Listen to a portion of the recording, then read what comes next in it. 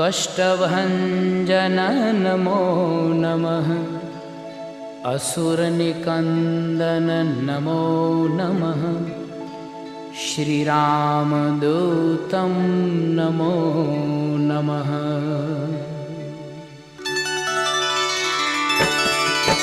ॐ मारुतनन्दन नमो नमः। कष्टभञ्जन नमो नमः। असुरनिकन्दन नमो नमः। श्रीरामदूतं नमो नमः।